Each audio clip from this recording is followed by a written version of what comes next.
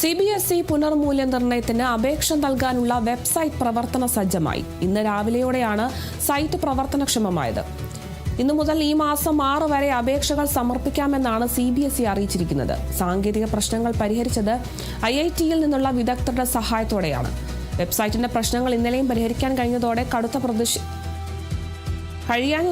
പ്രതിഷേധങ്ങളാണ് ഇതിനെതിരെ ഉയർന്നു വന്നത്. നീറ്റ് CBSE പരീക്ഷകളിലെ പിഴവുകളിൽ പാർലമെന്ററി സമിതി മൊഴി രേഖപ്പെടുത്തിയിരുന്നു. CBSE-യിൽ വൻ സുരക്ഷാ വീഴ്ചയുണ്ടായെന്നും വിദ്യാർത്ഥികളുടെ വ്യക്തിഗത വിവരങ്ങൾ ഇന്റർനെറ്റിൽ സുലഭമാണെന്നുമുള്ള ആരോപണങ്ങളും ഉയർന്നിരുന്നു.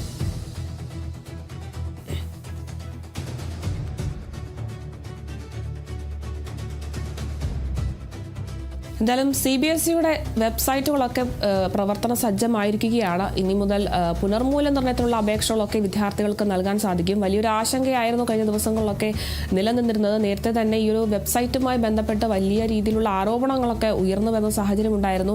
കഴിഞ്ഞ ദിവസമാണ് CBSE ഇത്തരത്തിൽ എക്സിൽ കൂടി ഒരു പറയുന്നത് ഇത്തരത്തിൽ വെബ്സൈറ്റ് എല്ലാ രീതിയിലുമുള്ള സാങ്കേതിക തകരാറുകളും പരിഹരിച്ചു എന്ന രീതിയിൽ എക്സിൽ ഒരു പോസ്റ്റ് ഇട്ടിരുന്നു. പക്ഷേ അതിനുശേഷവും വെബ്സൈറ്റ് തകരാറിലാവുന്ന ഒരു അവസ്ഥ തന്നെയാണ് ഉണ്ടായത്. വീണ്ടും വിദ്യാർത്ഥികളെ കൂടുതൽ ആശയക്കുഴപ്പത്തിലേക്ക് നയിക്കുന്ന രീതിയിലായിരുന്നു ഈ ഒരു വെബ്സൈറ്റിന്റെ പ്രവർത്തനം.